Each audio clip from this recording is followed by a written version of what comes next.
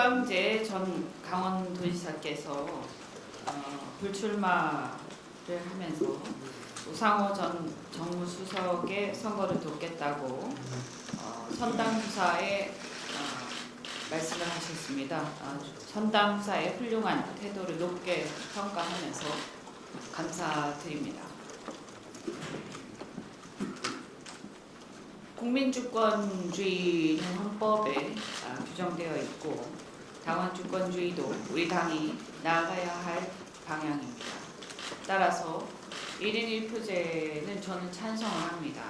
하지만 충분한 정보가 주어지지 않은 상태에서 숙고하지 않은 제 속도전으로 OX만 묻는다면 그것은 당원을 거수기로 전락시키는 일종의 인민민주주의적 방식에 불과하다. 그래서 우리는 이 민주주의를 실질적으로 어떻게 발전시켜야 할지는 것을 깊이 생각하지 않으면 굉장히 큰 낭패를 볼 수도 있다라는 것을 항상 유의해야 한다고 생각합니다.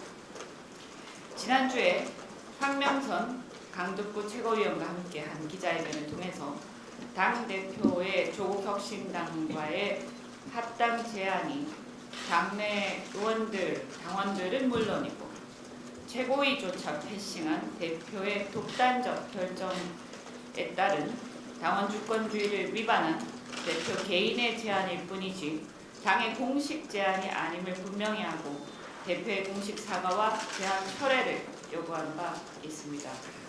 그러나 그 이후에 어떠한 답도 저희는 듣지 못했고 민주적 선결 절차를 패싱한 어떠한 합당론이나 협상도 유효하지 않음을 분명히 밝혀둡니다.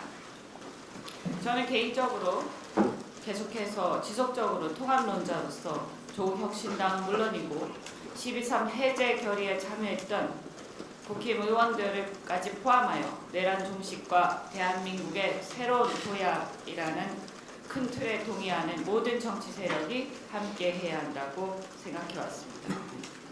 그러나 내란 종식이라는 큰 틀에서의 연대와 협력의 의미로서의 통합과 양당의 합당은 차원이 다르며 시기와 방법 등에 따른 전략적 실입 그리고 정부와 대통령에 대한 영향도 큰 차이가 있다라고 말씀드립니다. 특히 다소 불편한 얘기일 수 있지만 현재 이재명 정부의 중도 실효 노선을 뒷받침하는 우리 민주당 중심의 흡수합당이 아닌 조국당의 DNA를 유지하면서 하는 합당은 논의의 대상 자체가 되기 어렵다고 생각합니다. 이는 조국당에 대한 호불호 차원이 아니라 집권 여당으로서의 책임의 문제입니다. 즉 국민들에게 우리는 우리의 노선을 표방한 노선을 책임을 져야 합니다. 국민들이 이재명 정부의 중도 실용 노선을 신뢰하고 압도적 지지를 보내고 있는데 자꾸 당이 독자 노선을 추구하거나 당내 노선 갈등이 심각하게 벌어지게 된다면 당과 대통령의 지지율이 계속해서 디커플링 되다가 결국에는 대통령의 국정 지지까지 흔들리게 될 수밖에 없습니다. 열린우리당 시즌2가 되는 것은 바람직하지 않다고 생각합니다. 어제 제가 조국혁신당이 주장하는 토지 공개념에 대해 문제 제기를 한 바 있지만 그 외에도 탈원전, 핵잠수함이나 미국의 대외 전략에 대한 입장, 일본과의 공급망 협력 연대 등에 있어서도 이재명 정부의 현실주의, 국익 중심의 실용 노선과 다른 입장을 공공연히 표명해 왔기 때문에 국민들은 조국 혁신당이 이재명 정부의 중도 실용 노선과 궤를 같이 한다고 생각하지 않습니다.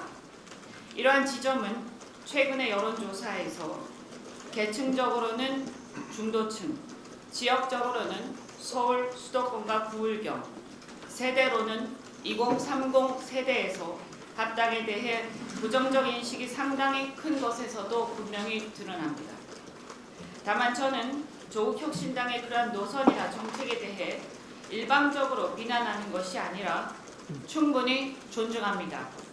하지만 집권 여당이 정권 초기에 섣부른 합당으로 정부와 사사건건 노선 갈등을 빚는 정치 세력을 만들어 열린우리당 시즌2가 되어서는 안 될 것입니다. 오히려 지금까지처럼 윤석열 같은 거대한 빌런에 맞서 싸울 때나 검찰개혁 등 공통의 아젠다에 관해서는 적극 협력하고 연대하면서 따로 또 같이 하면 충분하다고 생각합니다. 그것이 오히려 양당의 서로의 지지층을 온전히 대변하면서 지지율의 합을 극대화하는 방법이며 억지로 의사를 강요하지 않고 민주적 의사표시의 다양성을 보장하는 선거제도 개혁 등 정치 개혁으로 나아가는 길입니다. 사실 저는 이 합당이 조국혁신당 선거 출마를 염두에 둔 몇몇 분들을 제외하면 진보정당의 발전을 지지하는 국민들 입장에서도 과연 바람직한 것인지 의문이 듭니다. 그런데 이런 절차적 하자나 노선의 차이도 문제지만 무엇보다 우리는 이 사안의 정치적 본질을 통찰해야 한다고 생각합니다. 영화나 소설을 보면 고대 로마에서는 2인자, 3인자들에 의한 반란이 빈번했습니다. 최근 상황을 보면 고대 로마가 생각납니다. 하늘 아래 두 개의 태양은 있을 수 없다는 것이 진리입니다. 더욱이 대통령의 임기 초에는 말해서 못하겠습니까? 한마디로 이 사안의 정치적 본질은 대통령에 대한 지지율이 매우 높고 대통령의 권한이 강력한 임기 초반에 2인자, 3인자들이 판을 바꾸고 프레임을 바꾸어 당권과 대권을 향한 욕망, 본인들이 간판이 되려는 욕망이 표출된 결과임을 부인하기 어렵습니다. 즉 조기 합당은 민주당의 주류교체 시도이자 이재명의 민주당을 정청래 조국의 민주당으로 전환하려는 시도라고 보입니다. 다가오는 지선도 이재명 정부 국정 지지로 치르면 충분합니다. 그런데 그 간판을 바꾸려는 불필요한 시도를 할 필요가 뭐가 있겠습니까? 정부 출범 1년도 안 된 시점에 조기 합당은 당내 차기 대권 논쟁을 조기 점화하고 집권 여당으로서 이재명 정부를 뒷받침하는 입법과 정책에 집중하기보다 차기 정부의 부상에 대한 논쟁으로 날샐 가능성이 많습니다. 실제로도 최근 조국혁신당 대표께서 차기 정부에 대한 부상 차이 운운하신 적이 있는데 이는 매우 시기적으로 부적절한 발언입니다.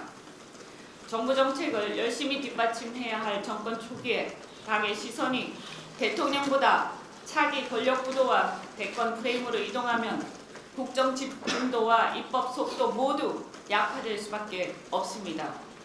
사실 이미 지금 우리 당내에 그러한 현상이 나타나고 있는 것임을 우리는 직시해야 할 것입니다. 따라서 이 합당 논의는 즉각 중단되어야 합니다. 더 나아가 이 문제는 우리 민주당만의 문제가 아니라 대한민국 국민 전체의 문제임을 다시 한번 강조합니다.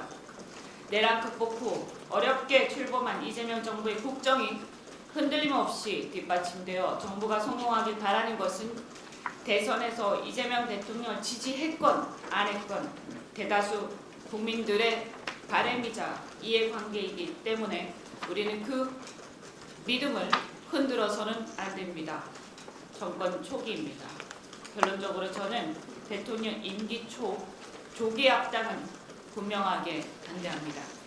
지금은 프레임을 바꿀 시간이 아니라 대통령의 국정 성공을 뒷받침해야 할 시간이며 이재명 정부의 성공에 당력을 집중하는 게 곧 국민과 대한민국에 대한 집권 여당으로서의 책임이라는 것을 다시 한번 강조합니다.